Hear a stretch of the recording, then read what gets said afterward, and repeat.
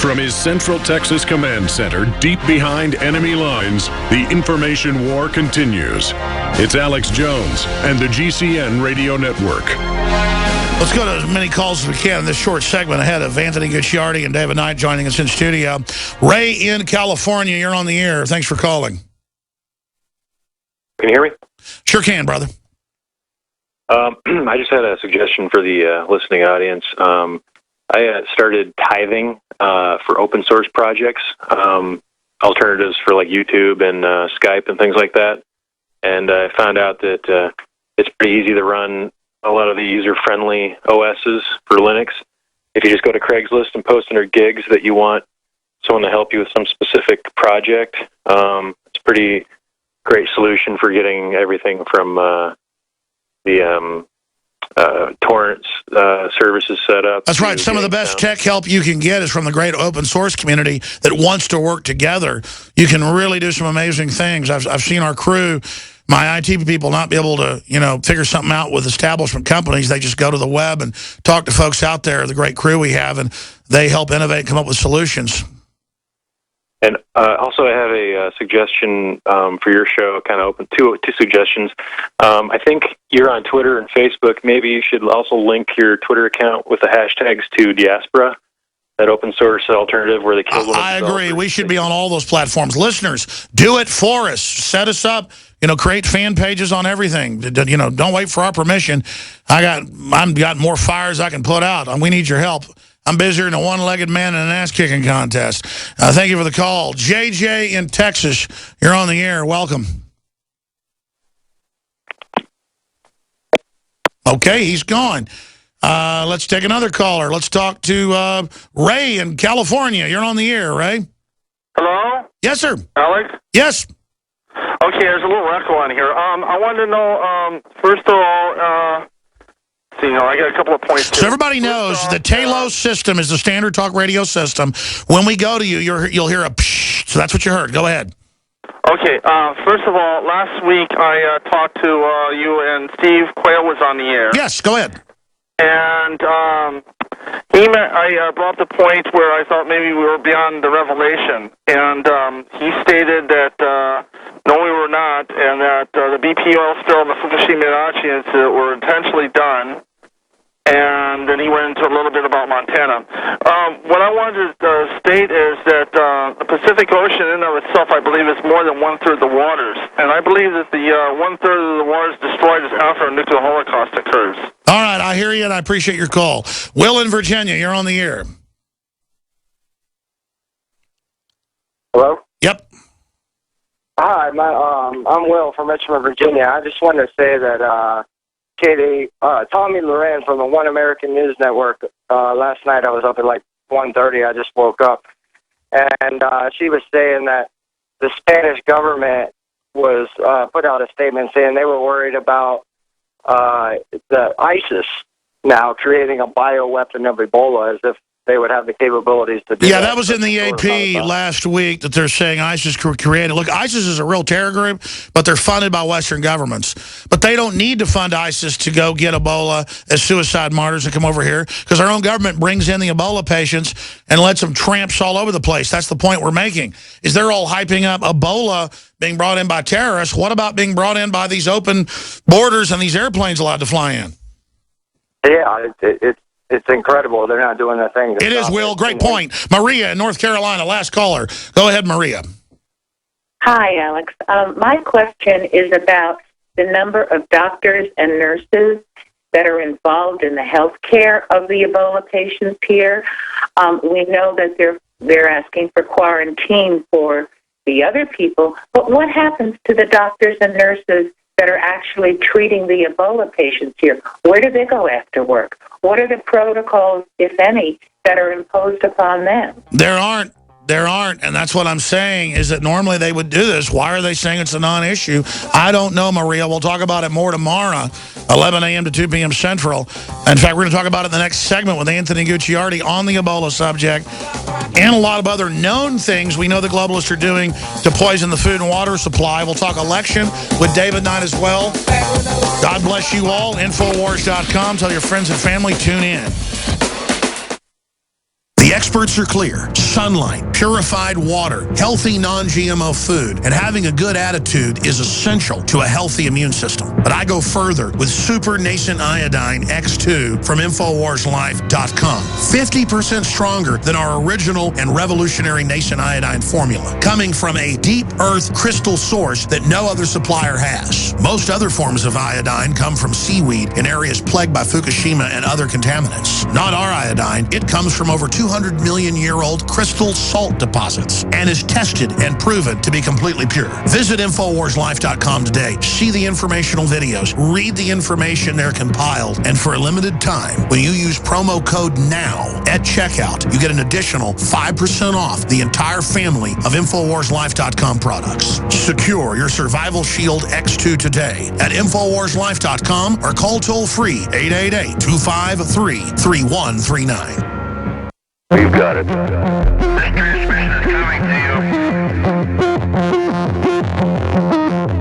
you. Waging war on corruption. All right, you are go. It's Alex Jones, coming to you live from the front lines of the InfoWar.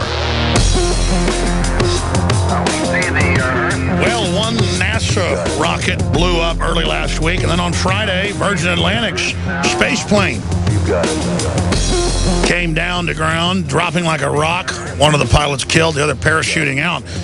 I tell you, I don't even like Sir Richard Branson's politics on many fronts, but I really admire trailblazing, like I said last hour. This is what all innovation basically takes and needs, and there's going to be risk, there's going to be lost lives. And when I watch the media early on begin a demonization campaign of folks trying to bring us private space flight and innovation, it's really disgusting to watch a bunch of armchair quarterbacks who have made their way in the establishment crony system criticizing trailblazers, especially the pilots, the test pilots inside of that spaceship. It's similar to some of the space planes the military had 30 years ago. Most of that was classified because so many pilots died, and Americans didn't have the stomach anymore for people like Chuck Yeager, who openly risked their lives. The deaths have basically been secret. And the intel I've got is not in space so much, but on the ground, more than 2,000 dead test pilots, and a lot of them in space planes. And I had that from Dr. Bob Bowman, the former head of the Star Wars program, that it was very high numbers. And I said hundreds, and he put his thumb up in the ballroom in L.A. where we were on C-SPAN doing a TV program. And I said, 500, 1,000? And his thumb kept going up. And I said, 2,000? He goes, yeah, I think you got your... I mean, that's pretty amazing. And I've got Anthony Gucciardi here to talk about some really serious issues, but I thought I would just add those points because I hadn't gotten to it earlier. Back when we had heroes who were inventors, who were trailblazers, who were doing things like this, we were a very innovative Renaissance society. When it became football players and basketball players, society started falling apart, ladies and gentlemen. So my real rock stars are innovators and trailblazers. And so I've got to say the pilots of these craft, regardless of what goes on with Branson, you know, he said he would have his kids fly on it and stuff like that. Look, space flight's very dangerous. I mean, look at NASA. People say, oh, their rockets are blowing up all the time. It's a miracle they don't blow up more often. This is cutting edge. And that's why the government keeps it secret from the public, the real space program. They admit 80% of it's secret because the public can't handle the truth. Anthony Gucciardi, briefly, your take on the whole Richard Branson situation and the space plane falling like Icarus from the heavens. Well, you know, it's easy to take advantage of this situation by the mainstream media and say, well, look at him. We can't do this. We can't make these leaps and bounds. But it's always the trailblazers that are blamed for the fallacies that happen in their invention and in their ingenious. Look at the creation of the light bulb. For example, there were naysayers saying that it was a horrible idea and that people could die from electrocutions and similar things. Or if you even look at aqueduct systems, every single time that a major invention is created, people are always going to attack it. And the same thing for information. So I think it's very courageous in many ways to actually try things knowing that it could blow up in your face publicly and knowing that you could look like a fool despite your attempts to innovate. And I think Richard Branson's going to go and do it again because he doesn't care. He actually wants to innovate in many ways. And of course, you know, he's not perfect, but he wants to innovate in ways that... I overall like him. Yeah, me too. It's just that I wish he didn't have some of his liberal tendencies, but It just seems that's what most of these people are into.